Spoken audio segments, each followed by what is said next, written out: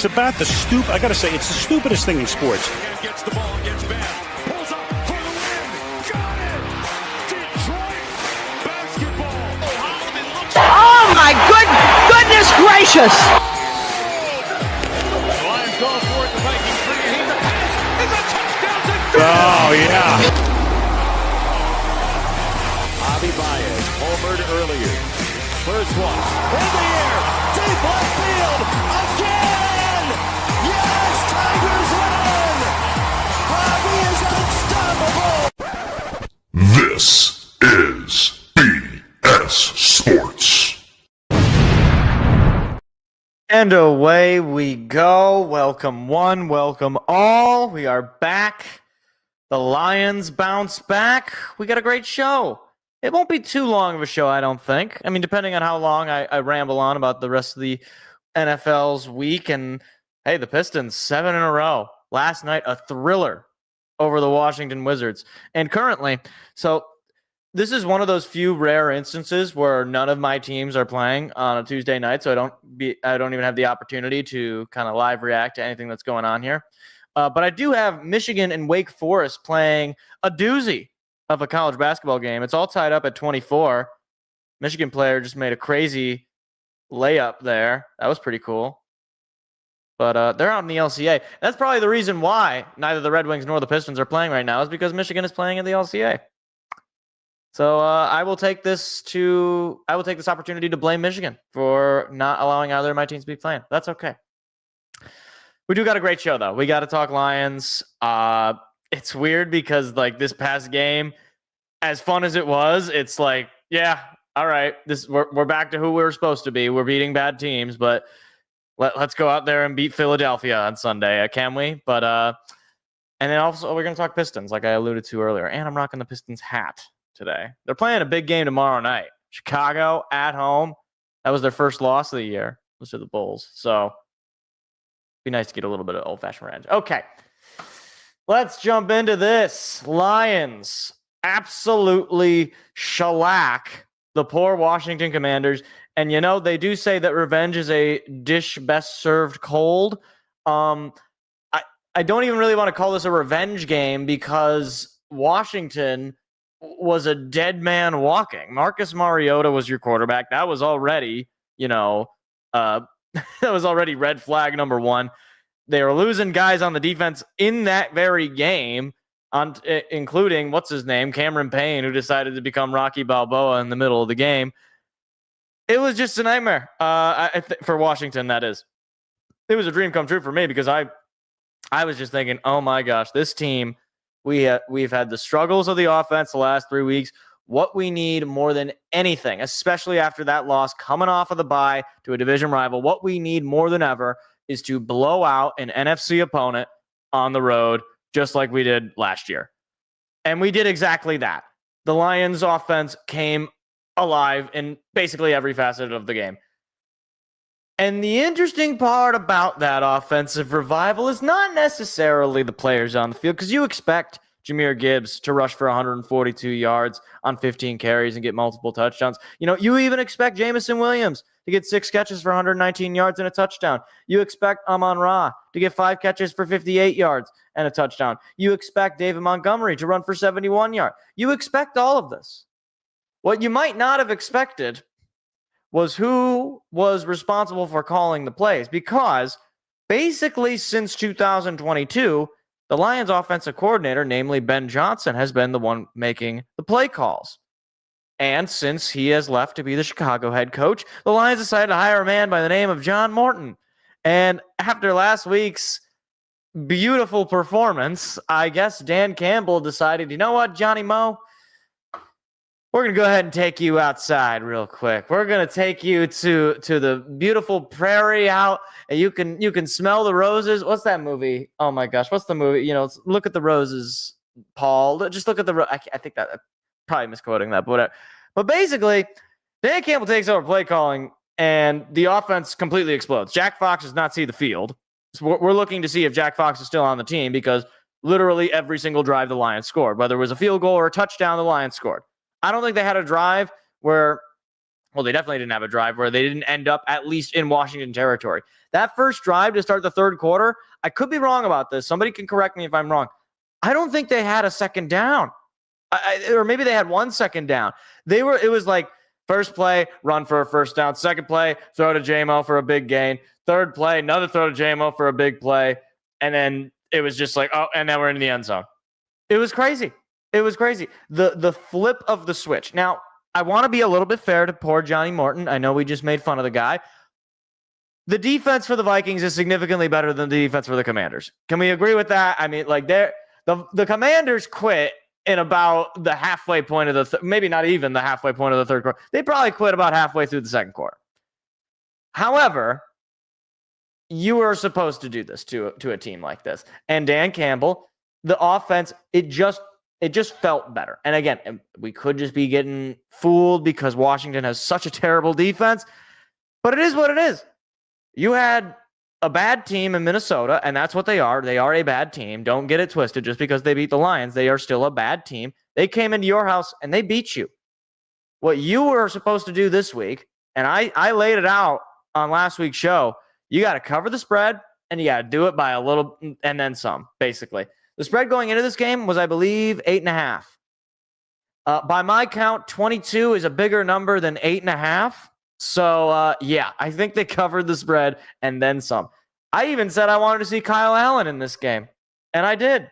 Now, granted, he went 0 for 2, and he handed the ball off to David Montgomery a few times, but whatever.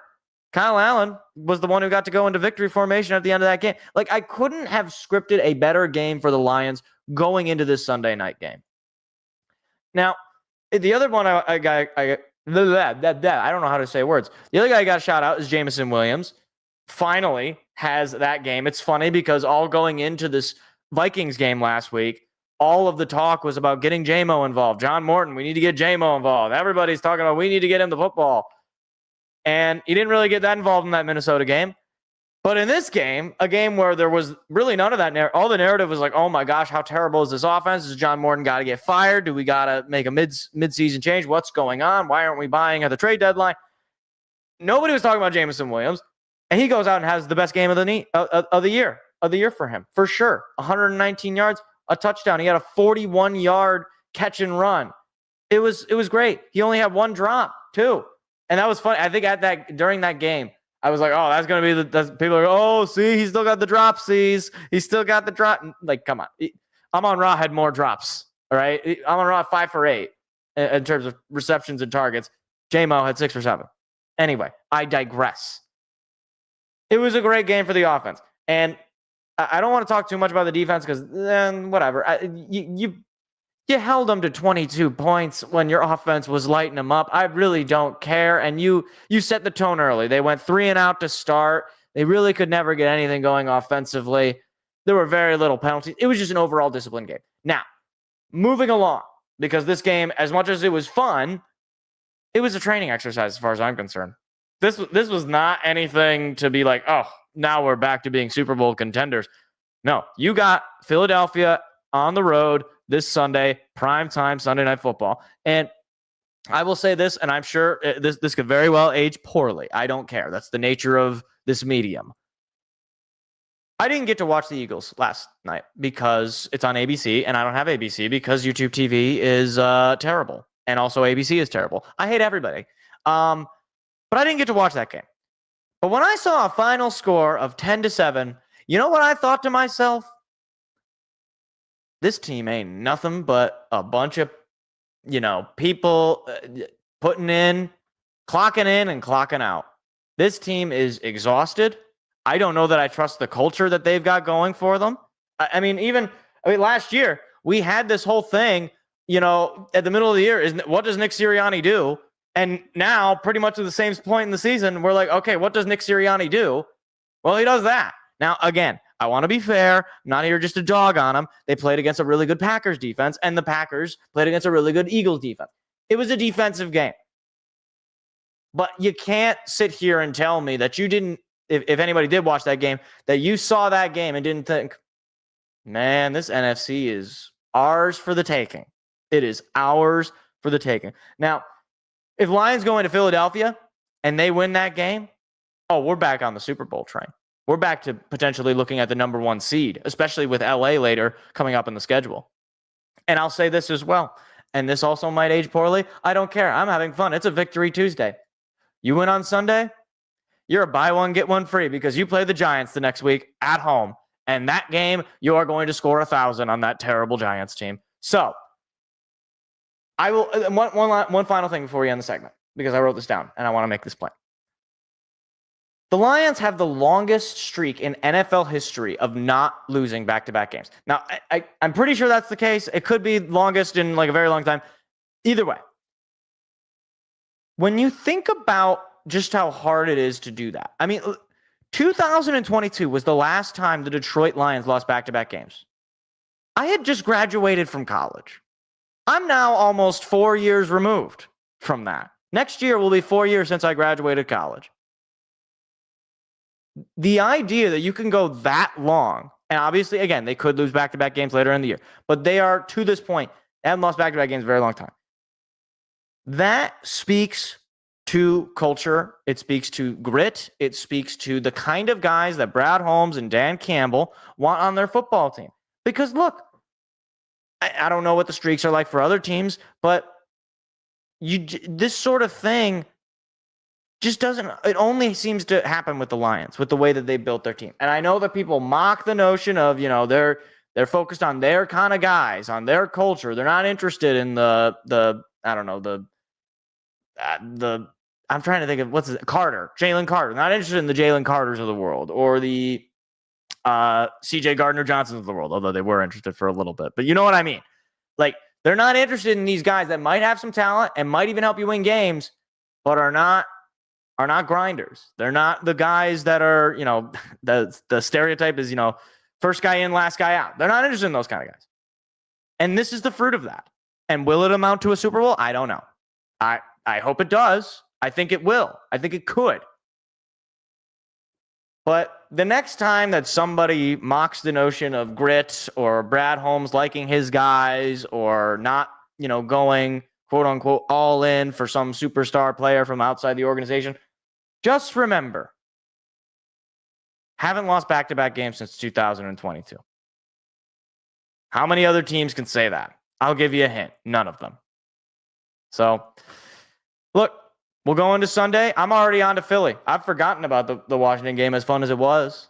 I'm on to Philly right now. Emotionally, you win that game, we'll be on a high, like basically the same high that we were when we beat Baltimore. But that win, obviously, to this point, doesn't look nearly as good as it did at the time, although Baltimore's kind of rising. So hope for another Lions win this Sunday. I do think they can get it done, but it's going to take another kind of one of these games. 60 minutes of good football all around.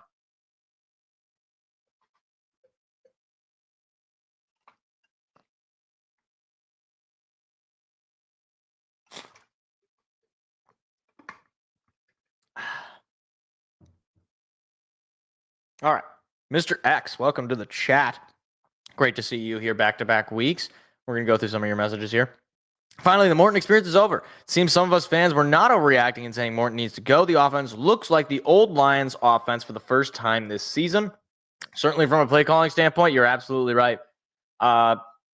Usually when you lose play calling duties in this league, you don't get them back. And the way it's going, I'm fine with that. And here, I want to just, I don't want to come off as I'm just like the John Morton fanboy, because I'm not, okay? I was very disappointed with the way they played against Minnesota.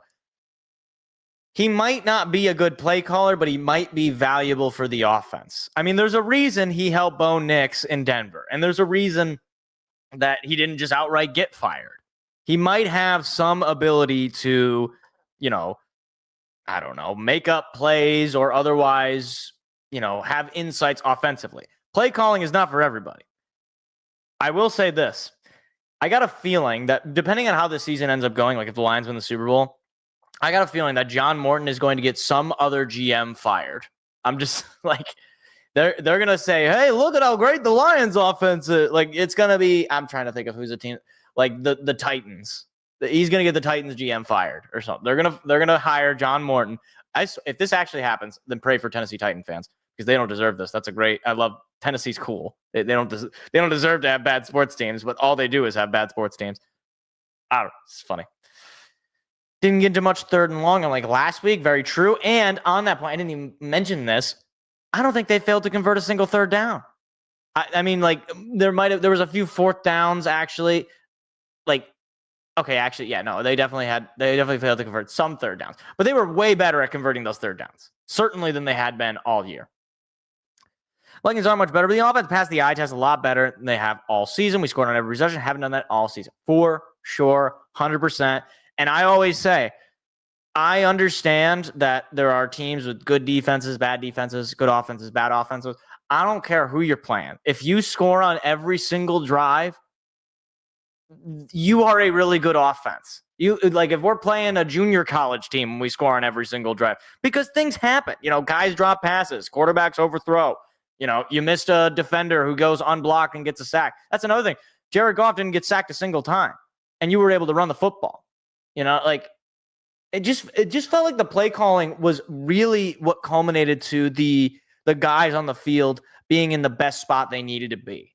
Like Graham Glasgow goes down. It was as if he wasn't down. Tristan Colon checks in. How do they manage to weather that storm? Well, Campbell calls plays in accordance with the talent level that is on the field to give them the best shot. It's not just, this is the game plan. We're going to do this. We're going to run halfback dive. We're going to run a screen to J-Mo. No, we're going to run the plays relative to the guys we have on the field, but we're also going to scheme things up in such a way. I mean, guys were just wide open. The amount of times where I was saying, there's Laporta wide open. There's Gibbs, a lot of room to run. There's J-Mo, Khalif, whoever it is. It just felt like, and obviously, again, I mentioned it before, the Commanders did look like they just basically quit, but, still. We saw the offense do things they hadn't done this season. J-Mo crossers outside the run for once. Everyone on the offense got involved for sure. Made that point. Did not miss much last night. Both the Packers and the Eagles look bad. The Eagles seem to have an OC problem like we did until this past week. Yeah, I mean, it's funny again, and I go back to this because obviously last year the Eagles win the Super Bowl and they destroy the Kansas City Chiefs. I will say this. That Eagles team, I refuse to go down and look at that Eagles team as anything other than a Saquon Barkley just take over games. And I know in the Super Bowl they didn't really do that, but they were playing a Chiefs team that was incredibly overrated and did not deserve to be in the Super Bowl to that point. Either way, like I am old enough to remember when that Eagles team lost on Monday Night Football to Kirk O and the Atlanta Falcons, and people wanted Nick Sirianni fired. And then they go on this Linsanity run where Saquon is unbeatable and the entire rest of the NFC is getting hurt. I mean, they had to play Jaden Daniels, a rookie quarterback, in the NFC Championship game. That Washington team couldn't stop a nosebleed. The only reason they beat Detroit was because Jared Goff had the worst game of his life and our defense had, my grandma out there. So, yeah, I'm not. Look, I don't care if the Lions win a Super Bowl like the Eagles just did. I don't care. You can call it fake. You can call it whatever. It doesn't matter to me. I'm just making a point that Nick Sirianni has already had question marks about him as a head coach, especially in terms of replacing his coordinators. Outside of the Arizona guy, Shane Steichen is doing quite a good job in Indianapolis. So it is what it is. Anyway, I was rambling on, so I want to continue. After our offensive performance and the disaster from Philly, I have renewed confidence in us this weekend. If we had looked like we did last week, we would be, yeah, of course. And that's the other thing. It's kind of like after that Packer game when the Lions just absolutely body bagged the Bears. It's chicken soup for the soul. It's a reminder, hey, guys, we have elite talent. Jared Goff is one of the best quarterbacks in this league. Dan Campbell's one of the best coaches in this league. We got a really good defense as well with playmakers like Hutchinson, like Branch, like Kirby Joseph. Hopefully Kirby Joseph starts to come back healthy. I would like to have him back in our secondary and not Arthur Mallett or whoever we have out there. But it is what it is. Maybe Campbell gives Morton another go at play calling against the Giants in 2 weeks. If he can't figure it out, though, it is over. No, I don't mean to just shut you down, Mr. X, but no, he's not going to do that. And the reason he's not going to do that is because it would give away the game. If you're basically saying, okay, I don't trust you to play call against the Commanders because I want to see how well I can do with this offense. And then I'm going to stay play calling against this really hard team in Philadelphia. And then after that, we'll give you the 1:00 game where, I don't know how, I mean, New York is a big media market, so we might get a lot of outside onlookers for that game. But that game is not going to change. Like if the Lions go out with John Morton calling plays in that game and we win 35-10, are we going to go back to John Morton calling plays? No, because then we got Thanksgiving and we're going to have Dan Campbell play. Like, they're just not going to go back. And I feel sorry for John Morton, but you know what? I think, and this is another thing, because I do get a little mad at some fans for being, it's one thing to say you don't like the guy's play calling. It's another thing to be disrespectful and call the man an idiot and say he doesn't know what he's doing. He's not a great play caller. Understood. Dan Campbell trusts him enough to be his offensive coordinator, just not his play caller, evidently. And that's fine. The guy can do other things for the offense that are not necessarily calling the plays. All I'm saying. Yeah. I do think Morton might be demoted after this season. It seems Campbell doesn't like play calling, so if Morton doesn't start play calling, why is the OC, or who is the OC? I don't know if you mean why. I mean, look, Campbell might not like play calling. I'm not totally sure if that's true. Most of the coaches in this league do. I think it's 18 out of 32 teams. The head coach calls the plays. I mean, you think of the best offenses. You think, Sean McVay, Andy Reid, numbnuts. Why am I blanking on it? The guy out of San Francisco, Kyle Shanahan. Why is he the OC? Yeah, okay, I get what you're saying. Yeah, why is he the OC? Maybe it's okay. I understand that my lack of a great answer here is evidence that maybe he shouldn't be the OC. Allow me to try to explain. Perhaps the reason he is the OC is because he has familiarity with the players. He knows how to scheme them necessarily. Like, he knows how to make plays to allow them to succeed, but he doesn't necessarily know how to make in-game adjustments. He doesn't necessarily know how to make play calls. Now, to be fair, what that means is he should become like an offensive assistant and not really an offensive coordinator. But I'm not arguing whether he should or shouldn't be the offensive coordinator. Fact is, he's not calling plays. And if Campbell seems to think he has some role still, okay, we'll run it as it is. But I'm not sure who you would bring in, and this is not my decision anyway. I know Mike McDaniels is a name, but he hasn't been fired from Miami yet, guys. So we can't hire a guy as our offensive coordinator if he's currently a head coach. Trying to think of some other guys. I was gonna say Robert Saleh, but then I was like, no, what? He's a defensive coordinator right now. It's just a name in my mind. I think Campbell said it in one of his press conferences. He said he likes watching the game in totality versus primarily focusing on the offense. Yeah, no, I mean, it makes sense. Campbell's a player's coach. He's not. I don't want to say he's not an offensive wizard. He's not Sean McVay, where Sean McVay is primarily an offensive guy. He really doesn't. If Sean McVay was a defensive coordinator, he probably is not the level that he is as either an OC or a head coach. But yeah, I don't know. Scotty Montgomery, I really like. I think he is. And this is the other thing. And I thought about this, but I hadn't heard anybody else talk about this.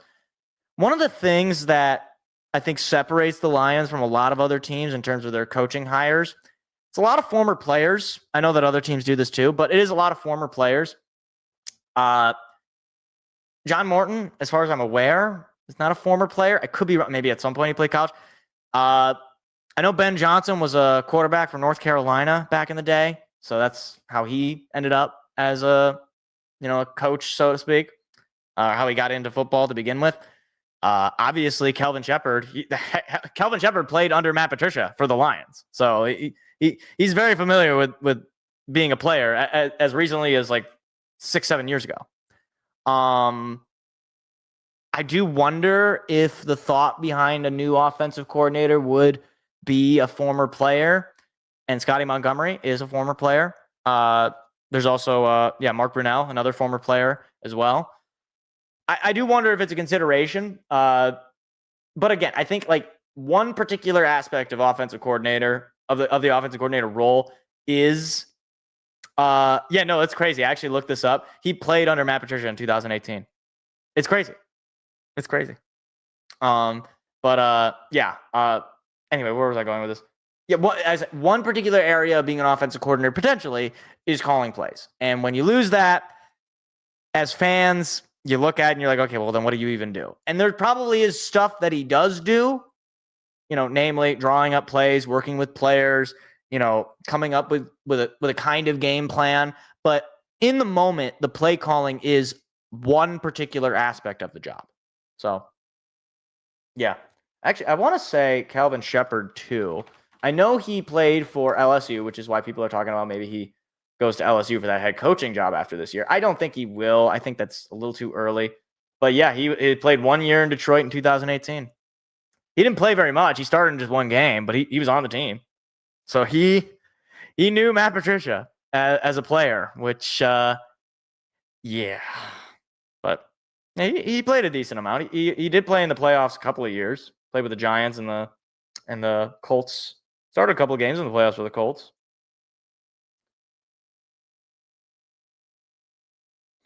But no, I mean, it's funny because we haven't really gotten to talk much about Calvin Shepard because the dialogue about the team has been primarily offense. I've loved Calvin Shepard for basically since he was the linebackers coach because I always, even in 22, I was like, man, like I don't want to say I'm the only one who was saying this, but I was like, man, our linebackers develop way better. Like immediately, we have such great play from our off-ball linebackers in particular. Like Alex Anzalone, it was in 22 that he really started to come alive. Jack Campbell, obviously, he pretty much comes out of the gate and he's performing. Malcolm Rodriguez, he's a solid depth piece. I don't know when we're going to get him back, but he's been excellent. Derek Barnes, what was he, a second or third round pick? He comes out of nowhere. He's a contributor every single game. One of the more underrated members of the team, I would say.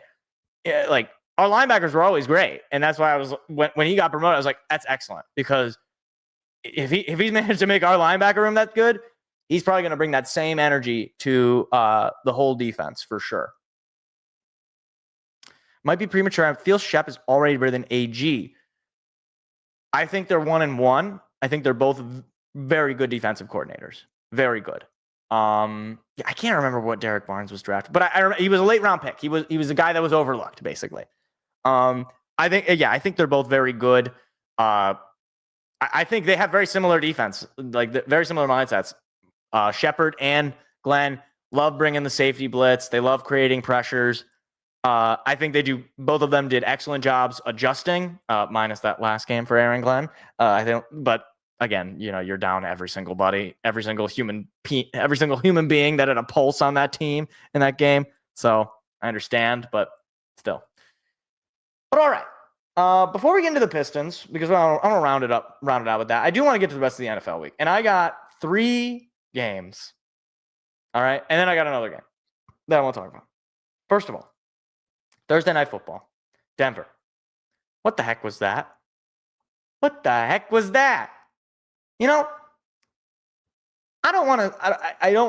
always make fun of the sports bettors, and I'm not a sports bettor, but I do play fantasy football.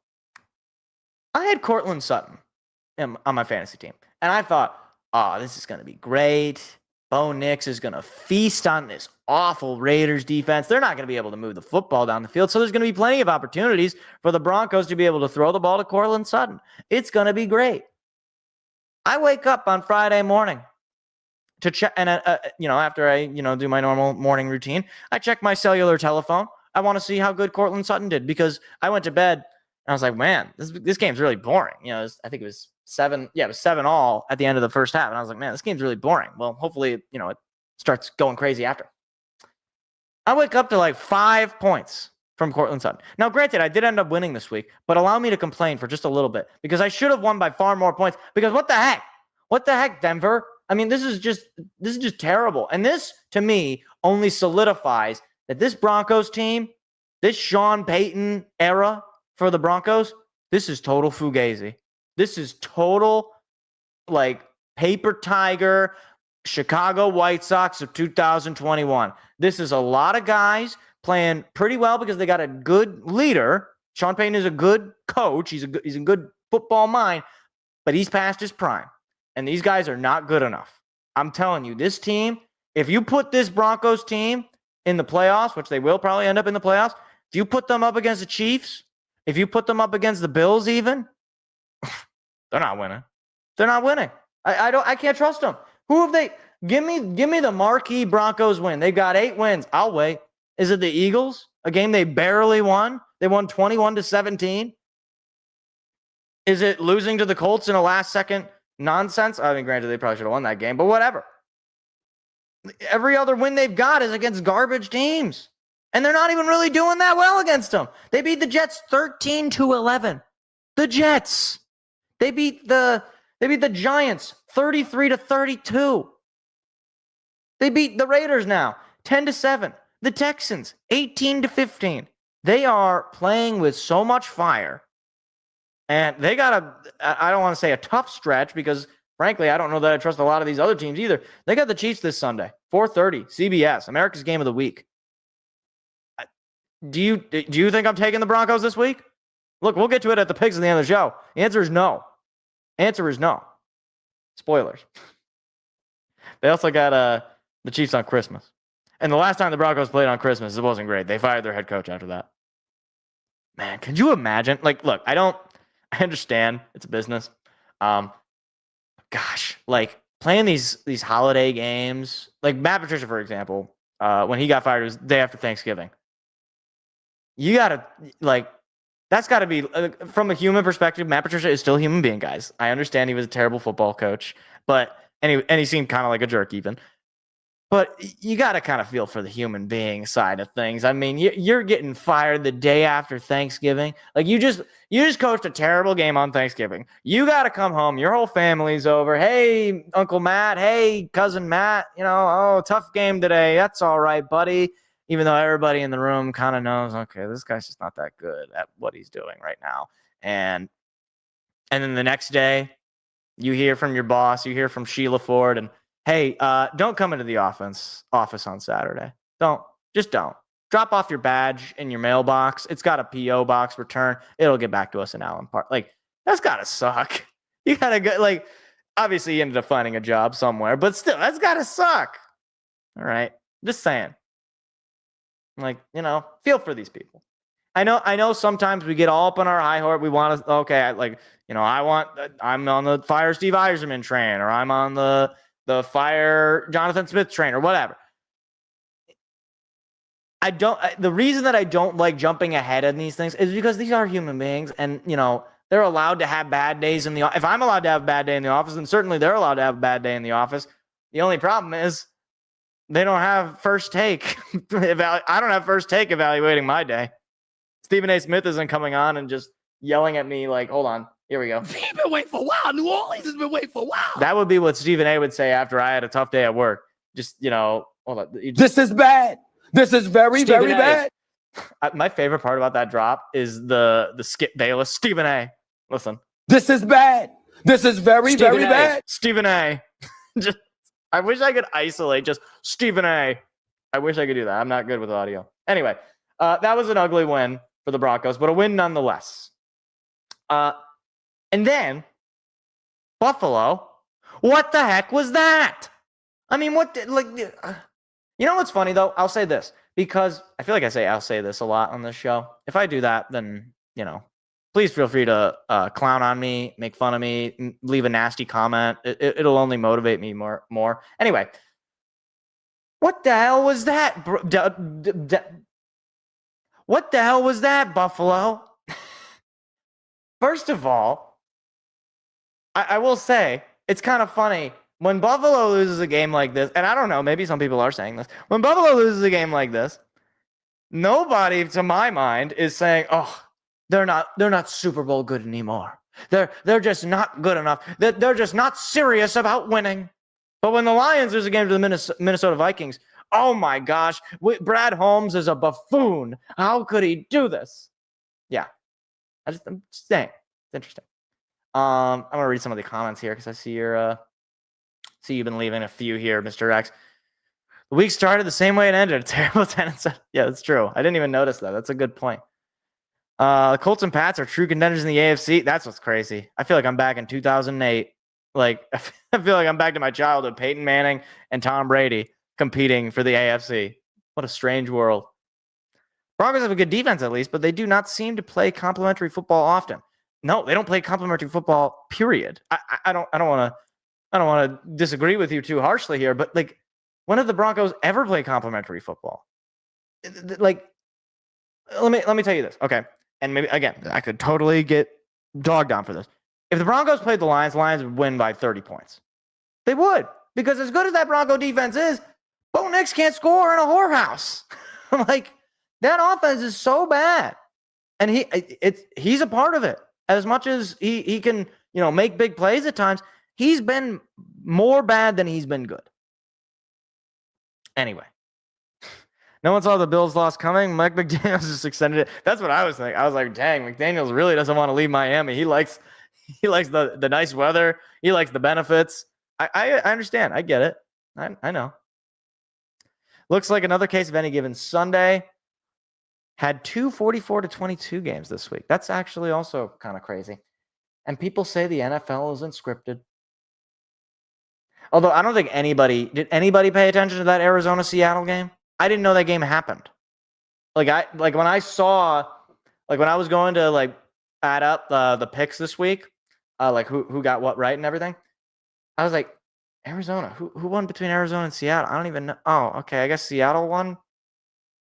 Okay. I gotta tell you, I know that this is speaking of takes that I've had that are terrible. I just want to apologize for being stupid enough to believe that the Arizona Cardinals had any chance of winning that division. I'm sorry. And I also want to apologize to Sam Darnold. I wasn't familiar with your game. I still don't think you're that good of a quarterback ultimately when the push comes to shove. But at the very least, he's taking advantage of a good situation in Seattle.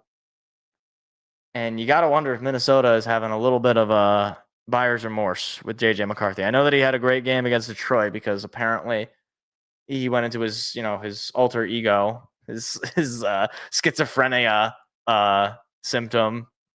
What was it? What did he call it? 9? Corn dog of the year. I'll just say that. Corn dog of the year. Find you a person who loves being corny. Or wait, hold on. Hold on. Find you a lady if you're a fellas, if you're a lady. Wait, hold on. Time out. Let me start over. Find you a nice fellas. If you know what, I give up. JJ McCarthy loves himself. That's what I'm trying to say. Words are hard. All right. Haven't paid attention to the Broncos that much. I would assume with that 8-2 record they would be playing, but they really just haven't though. I mean, again, I could go through the scores of their games. They barely are beating the Jets. They're barely beating the Giants. The only game that they really dominated a team was the Cowboys, which was very funny. That's all I have to say on that. I don't have anything else on that. I was paying attention to the box score. I remember seeing it as 35-0 at that. And I was like, wow, Seattle is good. Wow, Seattle is good. Yeah, no, Seattle's good. They got a really good offense. They got a good thing going there. Now, granted, I don't think that they're a Super Bowl team, but I think they're a team that if we got to play them in the playoffs, that's going to be a tough game. I'll say that. Although it would be all the more delicious to ruin Sam Darnold's season 2 years in a row. That would be quite delicious. And also beating the Seahawks, who just seem to always have our number the last few years. It's the first year in a while we don't get to play them. I can't remember the last time we didn't get to play them. Anyway, the final game before the last game I want to talk about on this series of what the heck was that? Jacksonville. What the heck was that? I'll just say this, okay? I had some bonus coverage in my area, and it was this game, the Jacksonville-Houston game. And I thought, oh, okay, I picked Houston. I think at the time I didn't know if C.J. Stroud was going to be playing, and obviously he was not. But I picked Houston because I thought maybe their defense would be able to hold them off, and, then it is what it is. And Houston had the ball. They were down, I believe, down 6, maybe 7. I don't know what it was. They were down a certain amount to where a touchdown would have given them the lead. So then I guess it would have been at 5. I don't know what the number was. And I see Davis Mills runs it in for a touchdown. I'm like, all right, great. I think they went for 2. They didn't get it. So that meant that Jacksonville could walk the game off. And as the Lions game is happening, I'm commentating. I see a notification on my cellular telephone. And I see big man, thick 6 wins the Texans the game. Can I just say, is Trevor Lawrence the most overlooked NFL quarterback bust in recent history? Because as much as people will clown on, say, Kyler Murray or Bryce Young or Mitch Trubisky, nobody seems to talk about Trevor Lawrence in the same way. This guy is a bona fide scrub, to quote Stephen A. Smith. And it's nothing against him personally. I'm sure he's a very nice young man. But he is clearly in over his head. And you could say it's the Jacksonville effect. You could say he has the talent, but it's just not being utilized. You could say it's the coach. You could say it's whatever. It's now his 3rd head coach, I believe. He had Urban Meyer as his freshman. Wow. As his rookie year, he had, what's his name? Not Brian Kelly. Oh my gosh. What's the guy's name? The Philadelphia guy. Doug Peterson. No. Yeah. Was it Doug Peterson? Who was his? Wasn't it? I don't know. He had some guy. He had the guy from Philadelphia. I don't think it was Doug Peterson. Was it Doug Peterson? Hold on. Maybe it was Doug Peterson. Yes, it was Doug Peterson. Yeah, Doug Peterson. And that was the only time where he ever seemed to have any success. They fired him. I honestly, I don't even really know why. But then they bring in, what's his name? Liam Cohen, Duval. And he stinks. He stinks. I don't know how many games we've got to see where, he just does not show up. And I'm just looking at his game logs right now. He had a bare overtime win over the Raiders. And it was his defense, that won him that game because at the very end, 2-point conversion stop. Got absolutely massacred to the Rams. Didn't do anything. I mean, you can look at his numbers. It doesn't matter. They didn't score. It's all counting stats. Seattle, same deal. Couldn't score. Had one really good game against Kansas City. That was the last time that he had a great game. And I'll say this. Look, he can't help it, but he has this look on his face of just utter confusion, of just almost like, I don't want to say Eli face because Eli was the king of just blank stare quarterback, but he doesn't give a lot of confidence. When I look at him, I don't think this guy's locked in. I think this guy wants to be anywhere other than right here in this very moment. And it sucks as well. Not Travis Etienne. Oh my gosh, what's his name? Travis Hunter, unfortunately, out for the season. Jacksonville spent all that draft capital to go out and give Trevor Lawrence his big weapon. And it seems like Cleveland might have actually won that trade. Now, will Cleveland actually end up using some of those draft picks to build up an actual contender in the future? Maybe. Maybe those draft picks they can get them a real quarterback as opposed to Dylan Gabriel, who I don't know that he actually is supposed to be a quarterback. I think maybe he was a mistake. I think he got to Oregon and did really well, but he wasn't supposed to be doing it. It was just it was the most crazy insanity run, and then now he ends up in the NFL. He's playing for the Cleveland Browns, and he stinks. At this point, I kind of wanted to see Shedeur Sanders just because it's all right, you know what? Fine. You guys want to see Sanders? Here. We think he's so bad that we'd rather this left-handed idiot, Dylan Gabriel, and we'll show you Sanders, and it'll be the worst football you could ever imagine.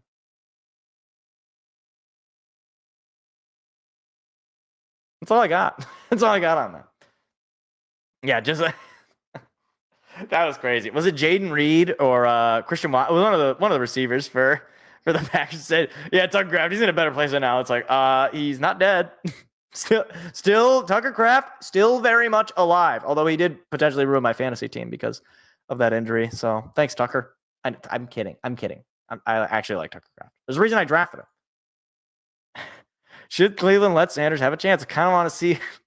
Honestly, what do they got to lose? You know, like if Shedeur Sanders has taken all of this criticism, rightfully deserved, by the way, and he's managed to have like this Frieza, character, like he finally trained and now he's become Golden Frieza. I don't know if anybody understands this reference. Dragon Ball's pretty popular. Like if he just becomes Golden Frieza because he finally actually trained for the first time of his life, maybe it'll work. Or alternatively, he could just get body bagged by Broly. Broly being, I don't know, TJ Watt. Just thinking of like a large defender that would hurt him in the Kyle Van Noy. I don't know. He's kind of hurt. There's a big defense. Trey Hendrickson. Yeah. And I guess George Karlaftis on Kansas City. Anyway. If Sanders is bad, the Browns get the number 1 overall pick. If he's good, Cleveland found a franchise QB. Yeah. Miles Garrett in practice. Could you imagine? I mean, like, look, it wouldn't be that. Here's the thing. I like Miles Garrett. I think he's a really good football player.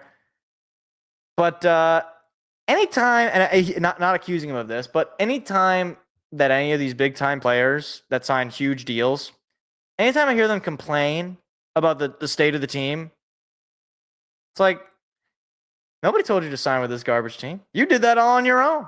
Miles, you wanted to sign with Cleveland. You could have forced your way out, gotten traded to maybe Detroit or Philadelphia or Kansas City. Go play for a real organization. No, you chose to sign with Cleveland. So enjoy your stay. It's kind of like Devin Booker.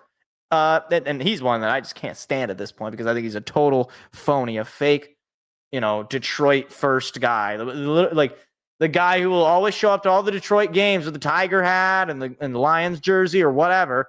But for whatever reason, he just never seems to end up on any of the Detroit teams or the Michigan. Like it's weird, Oh, he loves Izzo. He loves Michigan State. What a great program. Now, where did he go to college again? Oh, that's right. Oh, did he go to Michigan? No. Oh, maybe he went to Western Michigan or Eastern or Central. Wanted to go to a small. No. He didn't want to stay local. He wanted to go to Kentucky. And okay, that's fine. All right. And now he's in the draft, and Detroit passes on him and he goes to Phoenix. Not in his control. Okay, fine. Now he's in an offseason. All right. The Suns are falling apart. Maybe he wants to stay. Maybe he doesn't want to stay. Ooh, I don't know. Detroit would be interested. And no, actually, I'll just sign for $70 million a year in Phoenix. Enjoy your stay, Mr. Booker. Yeah. Tried to have your cake and eat it. That's the name of that's the problem with these big time signings with these players is that there's so much money to be made that these guys, it's almost like, and I don't want to accuse them of this because I'm sure they would argue against it, but it's almost as if they care more about making money than actually winning a Super Bowl in some instances. Like if Myles Garrett really wanted to win a Super Bowl, he would not want to sign with the Cleveland Browns. Like he would say, no, I don't care how much money you give me. Trade me right now. Like trade me to Detroit or trade me to Baltimore or to any of these other teams that would have immediately been Super Bowl contenders if he got traded to them.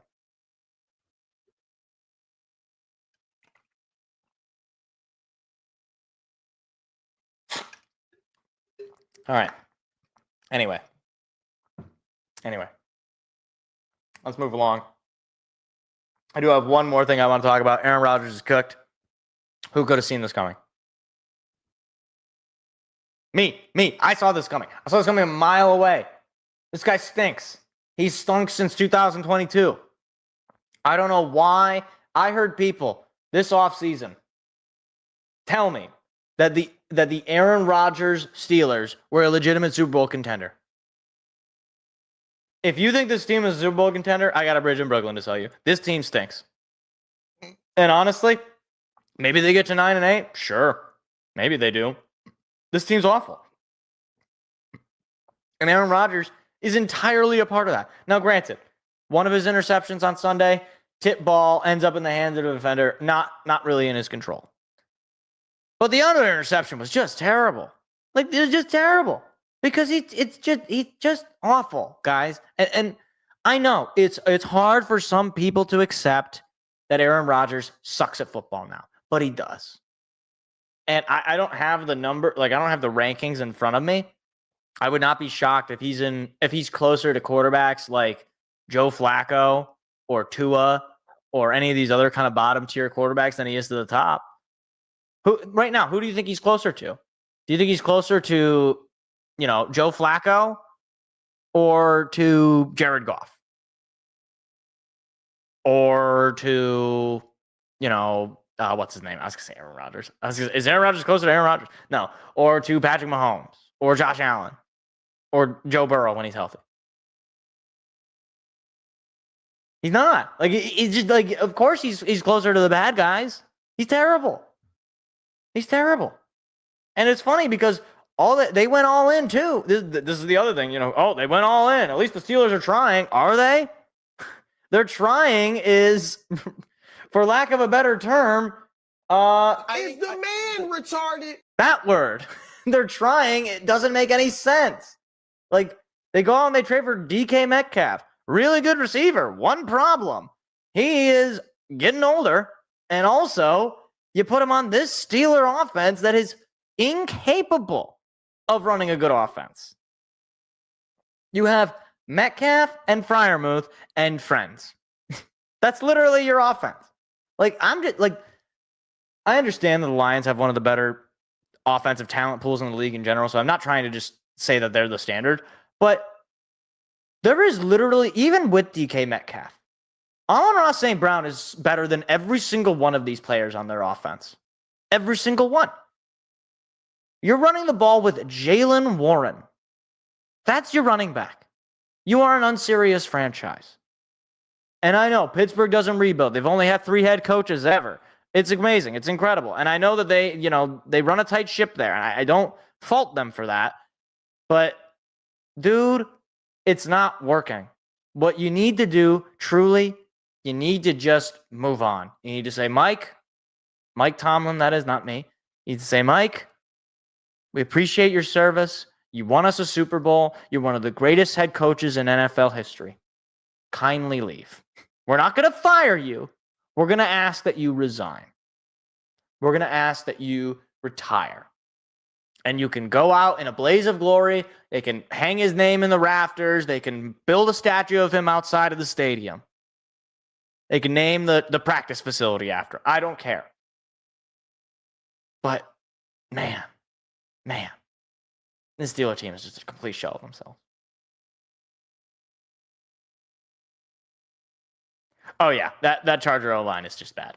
Poor Herbert. I said, is he going to die this year last week? And look, he managed to get a win, so good for him, but yeah.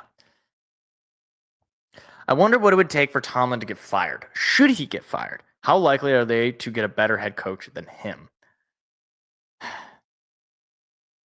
I'll say this. Obviously, his legacy speaks for itself. He's won a Super Bowl. He's never had a losing record. Hard to fire that guy. I think you do it like I just said. I think you tell him, look, we appreciate your service. You're one of the great head coaches. We're going to name the practice facility after you.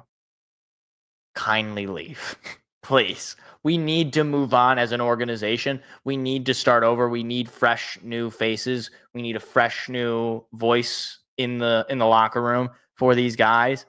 We just need an entirely a reset of things. Not necessarily a complete re-identification, because the identity of the Steelers is, of course, tough, hard, defense that crushes bones, like killers, the standard of football, right? The Pittsburgh Steelers.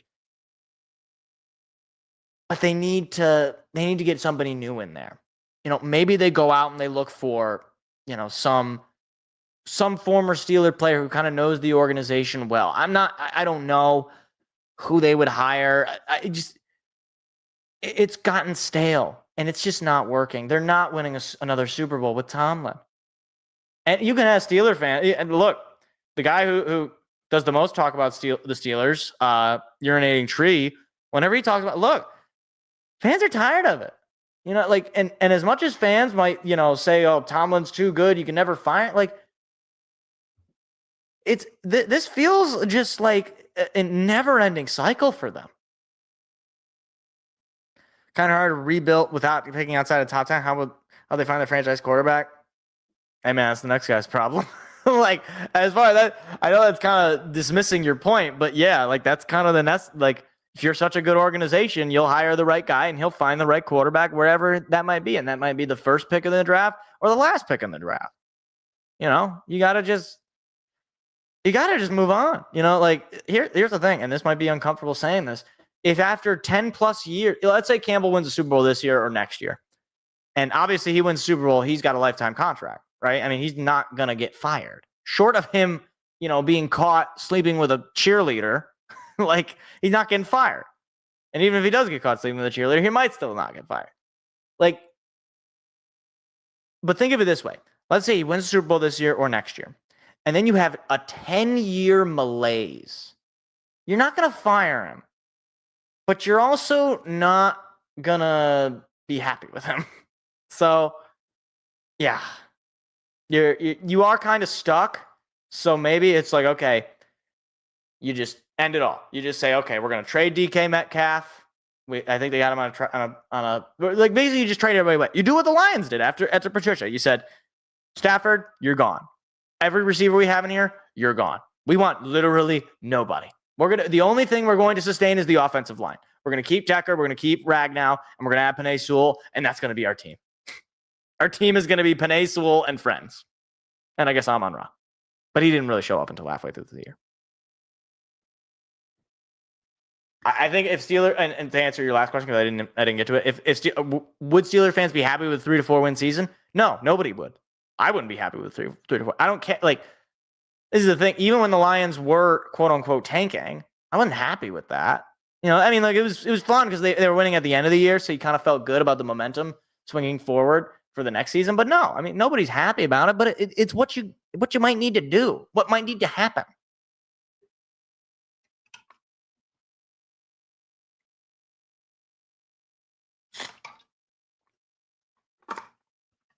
I mean, how many veteran quarterbacks are you going to go through after, you know, Big Ben didn't work out? I mean, obviously they tried with Kenny Pickett. Didn't work. Kenny Pickett wasn't very good.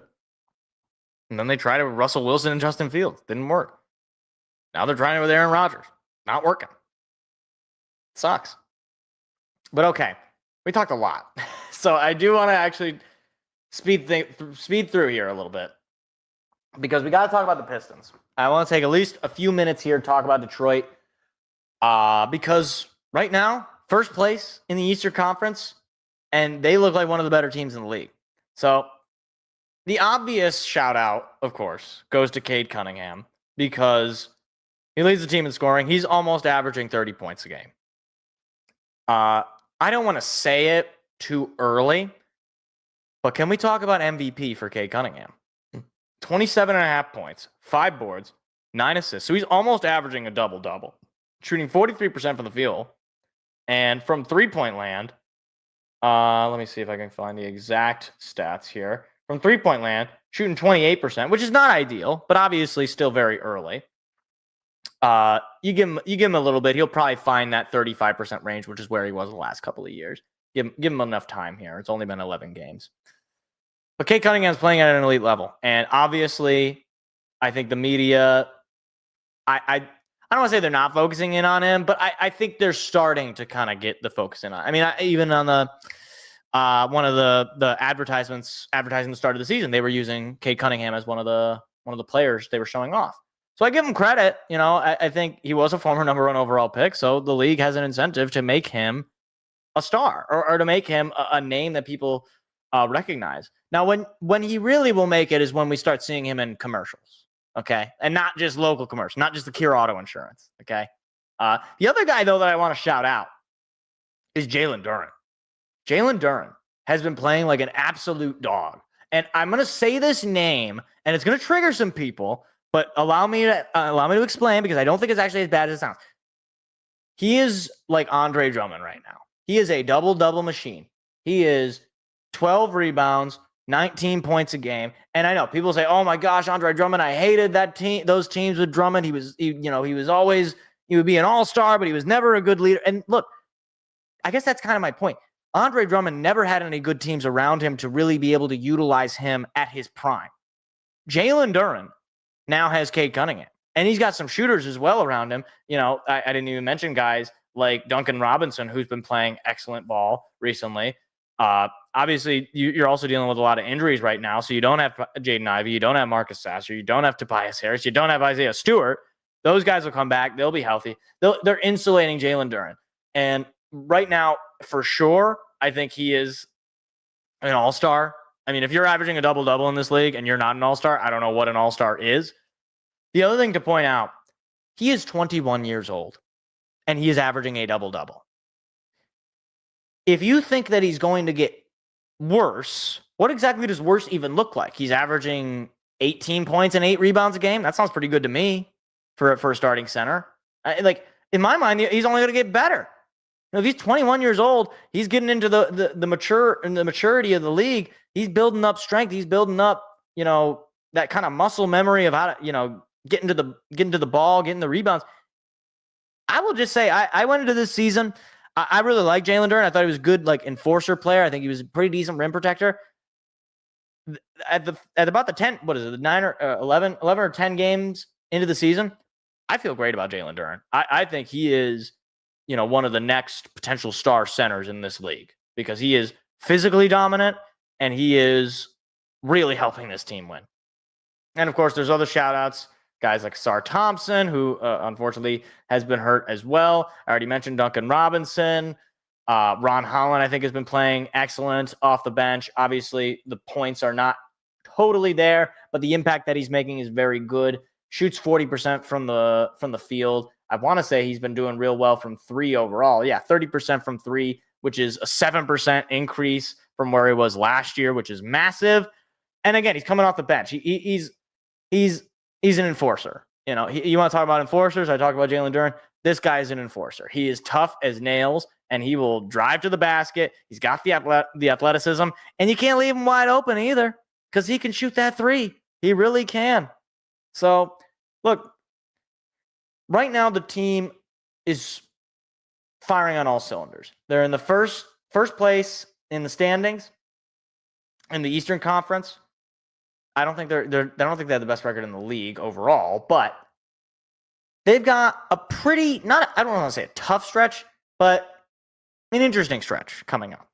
So they got Chicago on Wednesday. That's going to be a big game, especially you don't know what the status of Cade Cunningham is going to be. You're already dealing with a lot of injuries. It might be a kind of scheduled loss. Hey, you've won 7 games in a row. That's fine with me. You got Philadelphia at home. You just had a massive win against Philadelphia on the road. They're going to be wanting some revenge. If you can split these next 2 games, I'll feel good about it. You got Indiana at home. That game should be a win. Indiana is very, very bad. That should not really be a question mark, to be perfectly honest with you guys. And then you go back on the road here. You got Atlanta, Milwaukee, Indiana, and Boston. And that'll basically, there's a few more games after that in the month of November. You got Orlando and Miami on the road, Orlando back at home. There's a lot of these games. I think the Pistons are just straight up the better team. Like Chicago, it's kind of a question mark. I don't really trust them. I think the Pistons are probably the better team, but injuries might be difficult. Indiana, I feel like that's going to be a win. You got them twice, so that's 2 wins. Boston, I think that's a win. I don't think Boston is the team they were last year. Orlando, that's a team that is really struggling out of the gate, which sucks because I thought they had a pretty good offseason with Desmond Bane.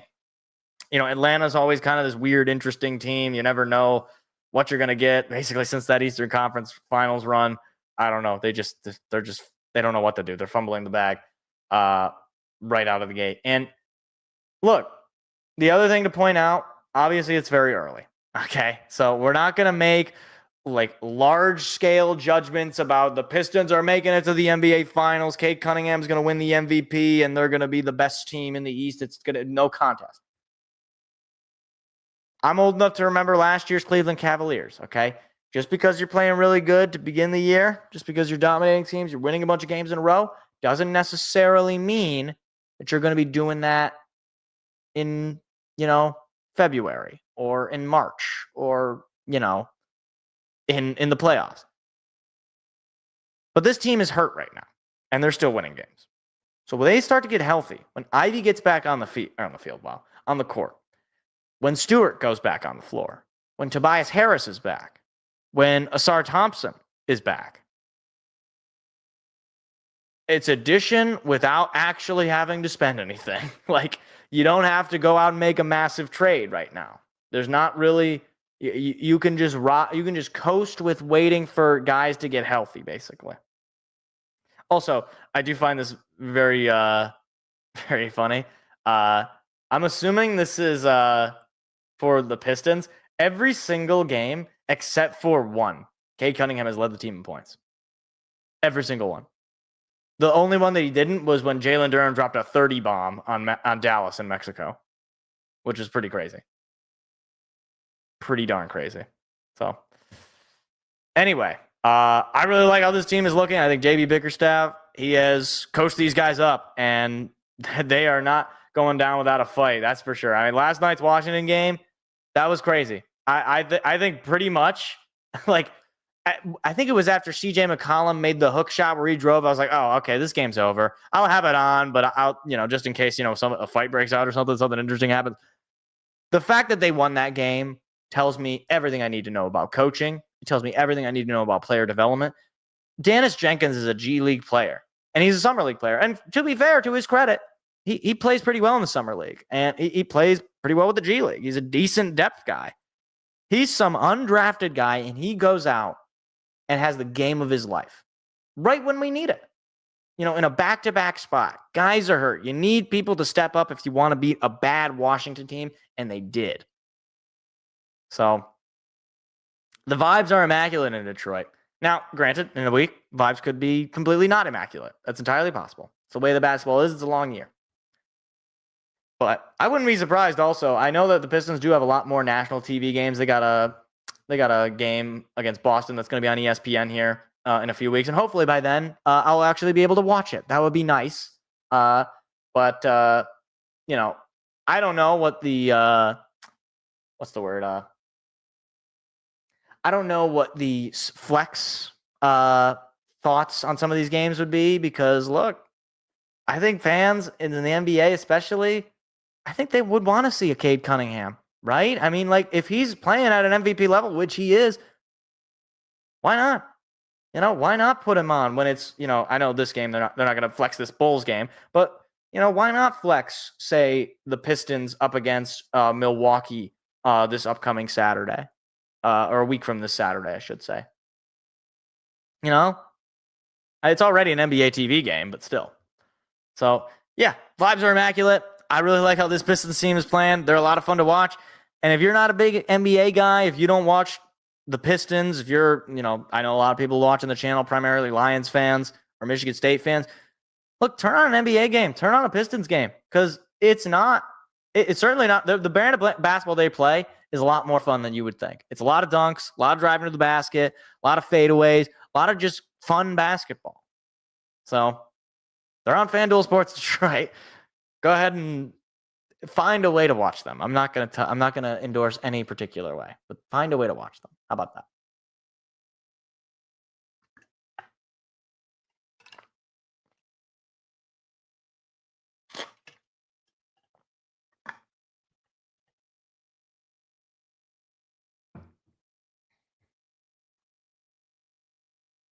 All right. So crazy what good a coach can do. Our last coach, whose name I can't remember, was so bad that our team lost 28 straight despite us being more talented than that. It was Monty Williams. And as much as I agree we were more talented than that, we actually did not have a lot of talent on that team. We were running James Wiseman, Killian Hayes, Malik Beasley, Marvin Bagley. We had a lot of bad players on those teams. We had basically no shooters outside of Cade and maybe Ivy. But at that point, neither of those guys had developed much of a shot. So not defending Monty Williams, but those teams were so poorly constructed. It's really quite a miracle that he managed to stay as long as he did. Because he survived that losing streak, I think. I don't think he got fired until I don't even know when he got fired. It was after the losing streak. Yeah. I just, I like the Wizards, they had Marvin Bagley, and I had like PTSD. I was like, oh, I haven't seen that guy in a while. That was a scary, scary thought. Didn't know that he was still in the league. Also, James Wiseman, by the way, I just want to look him up real quick for you guys. Pretty sure he just got cut. Like, you want to talk about NBA busts, like all-time busts? This guy is the fact that he has an NBA championship ring is crazy. The fact that he was riding along that Warriors championship team in 22 is crazy. Yeah, like he played. Wow. So this year he played one game for the Pacers. He was on the Pacers team last year, which is also crazy. So he's been to the finals twice, despite only playing one game with the Pacers last year. He's played one game this year with the Pacers. He scored 4 points, had 1 block, had no assists, and 4 rebounds. He shot 66% for the 2-point. So that's not bad. He didn't shoot a 3. But yeah, I guess he only made 2 shots. So two for 3. But yeah, he's terrible. Basically, that was the point I wanted to make. Sorry, I don't know if I was leading you guys on for that, but yeah. Getting cut by an NBA team is bad. They still have to pay those contracts, so to be cut, you gotta be bad. Yeah, he is bad, basically. Where did he go to college? He went to Memphis. God. Oh man, there's a bunch of players who played for Memphis. Imani Bates, remember this bum? Remember this absolute loser?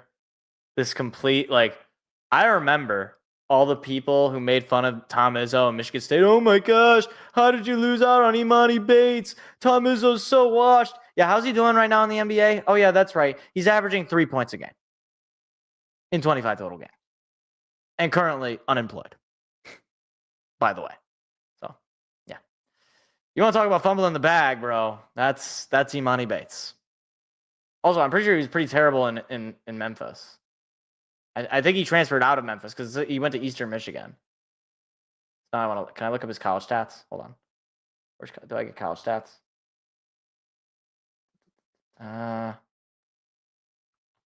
There's something. College stats. Here we are. College stats. Yeah, that's right. He played 1 season in Memphis where he was an electric 9 points a game. Now, granted, he was much better at Eastern Michigan, but played for Eastern Michigan. Yeah. And that, my friends, is why I never brag about any prospect in any sport ever. Oh, wow. You know who played against my high school? Foster Lawyer. He dropped like 50 points on us.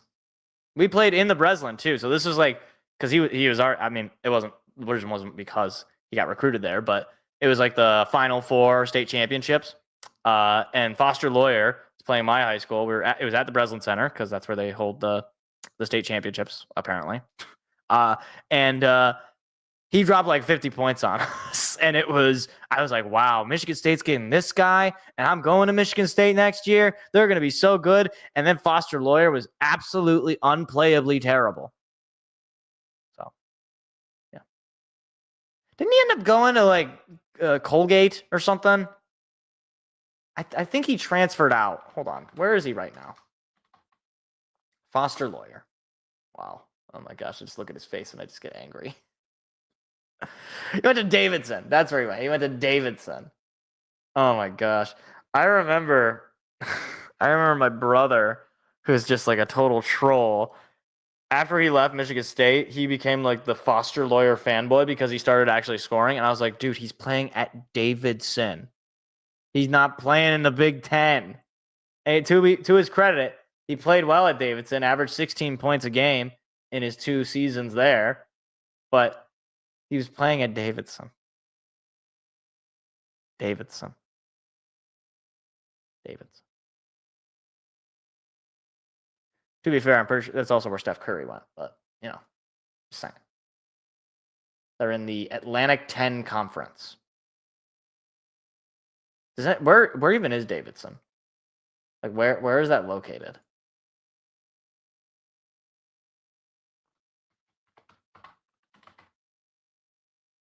Oh, it's located in, get this, Davidson. Davidson College is a private liberal arts college in Davidson, North Carolina, United States. It was established in 1837 by the Concord Presbytery and named after Revolutionary War General William Lee Davidson, who was killed at the nearby Battle of Cohen's Ford. Mascot, Rory the Wildcat, and also Bucks the Wildcat. Colors are red and black. Very interesting. What is their acceptance rate? Did we get that? I thought it does it not show that?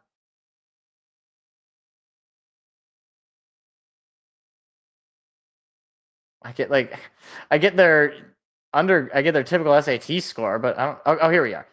Acceptance rate is 14.5%. Wow, that's pretty high end school. That's pretty crazy. What's Michigan State's acceptance rate? I'm gonna get sad right now.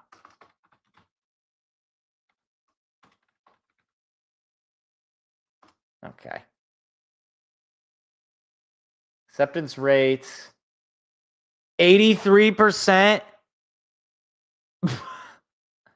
Bro, we are so cooked as a society. We're letting 83% of people who apply in. Are you kidding me? 83? I wouldn't let 83% of people do anything.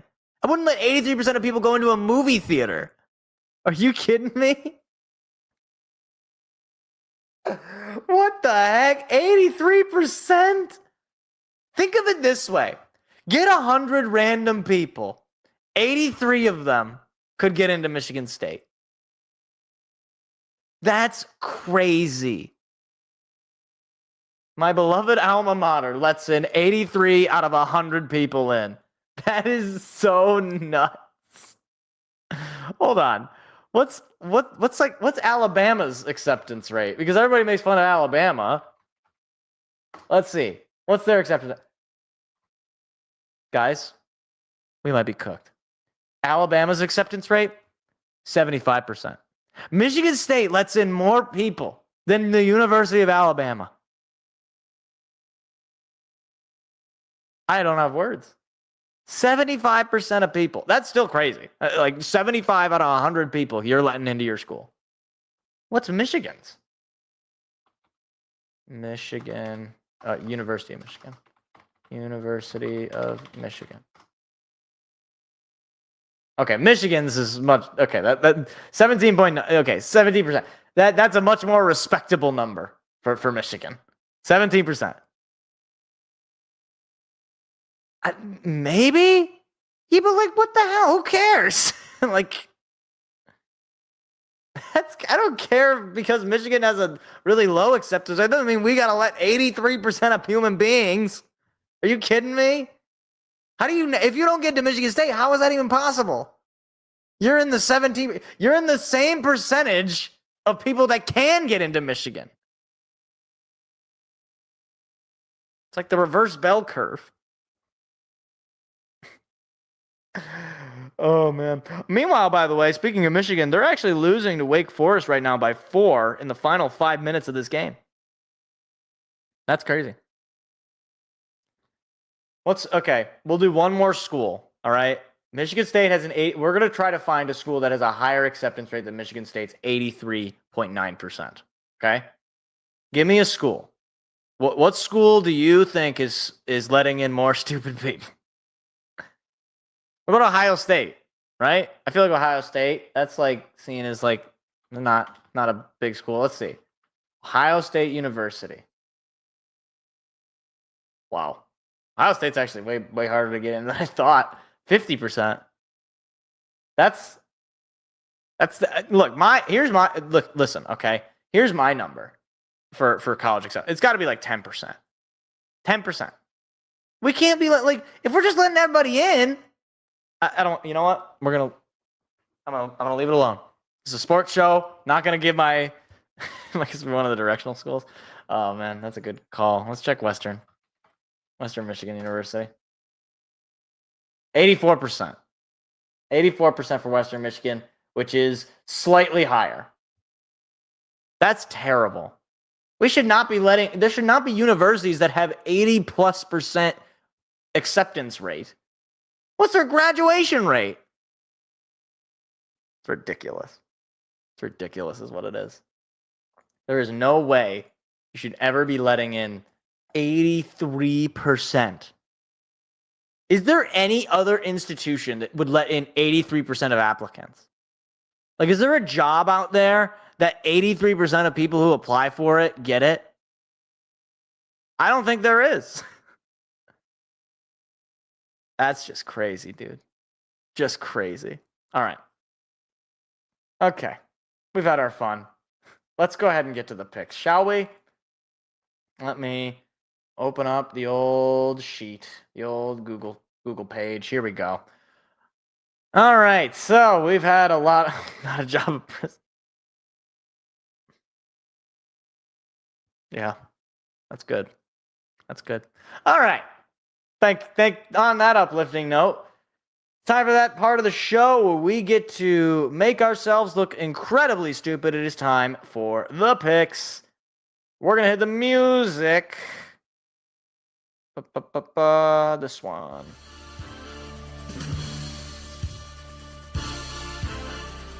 All right. So I'm actually making some progress. I'm only 5 games behind Seth right now. 93-55 to Seth's 98-50. You're saying there's a chance. All right. Jets, Patriots. I am obviously going with the Patriots. Thursday Night Football is trying to do something, namely trying to entertain. Sorry, I'm just adjusting the volume. Namely trying to entertain the people. They're going to have a tough time doing it with games like this. Give me the Patriots, no doubt. Commanders at the Dolphins.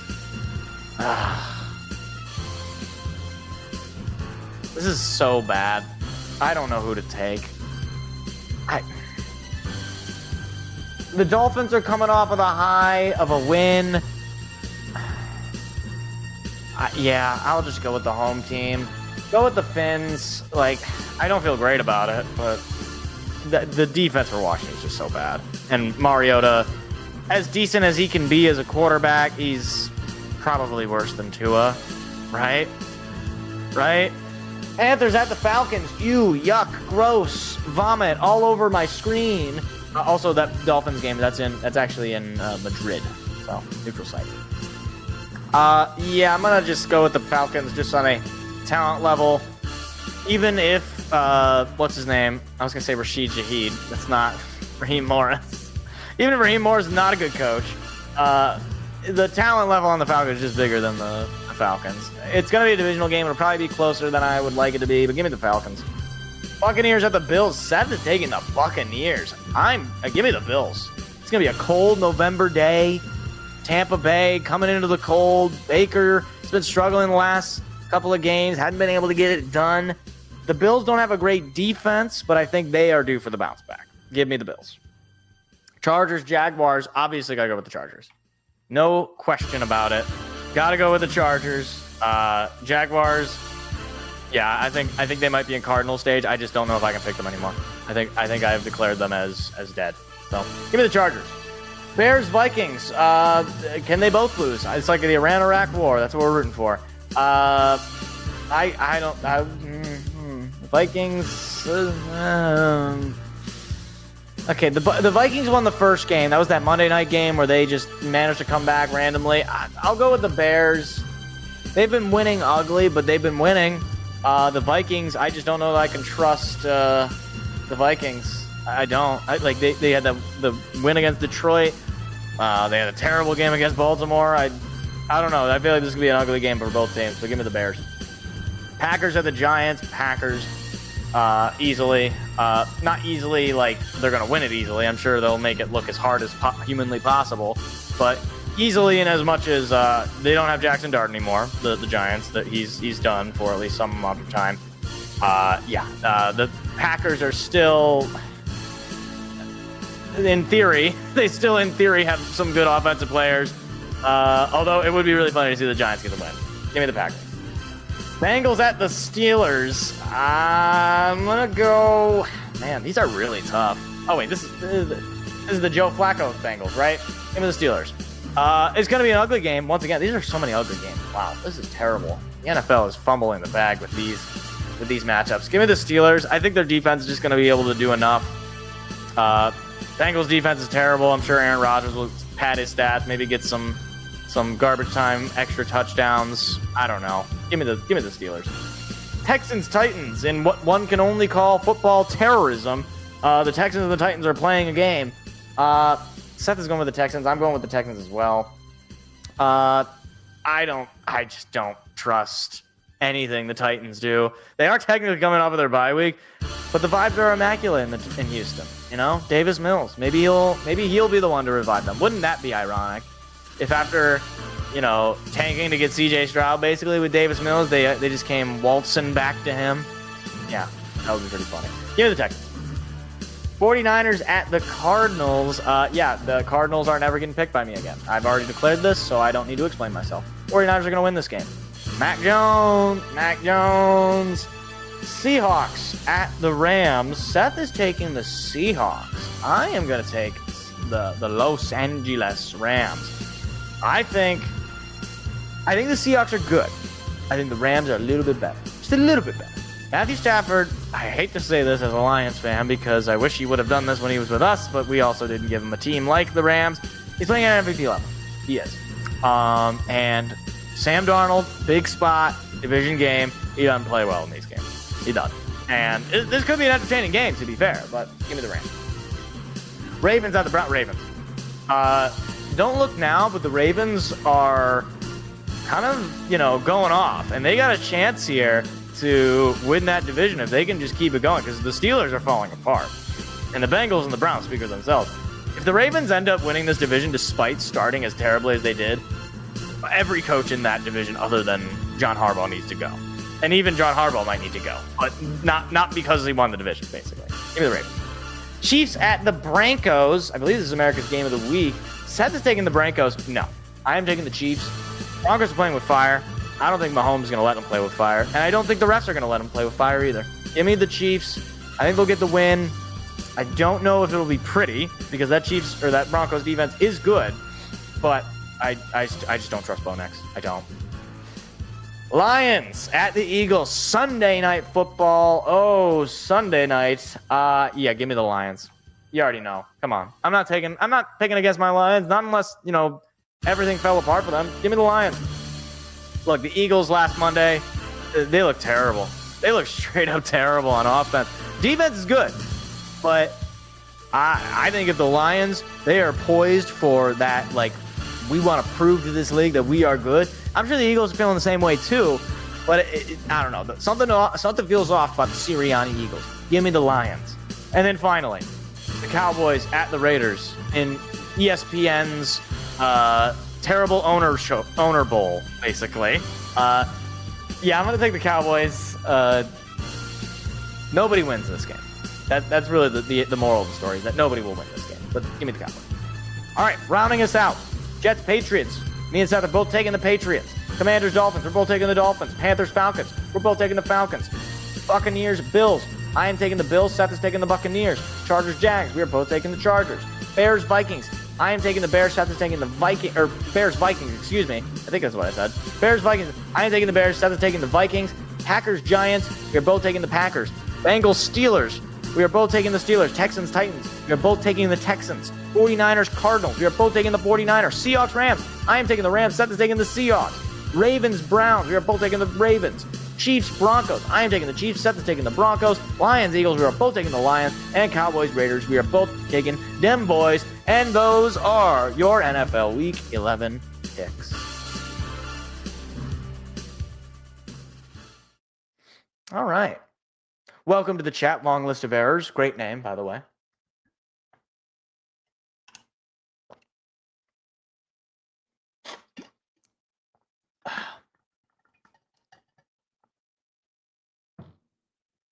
It's true. I could. if all goes well, I could get to just one game behind Seth. Speaking of one game behind, Wake Forest has a 4-point lead with 2:41 to go.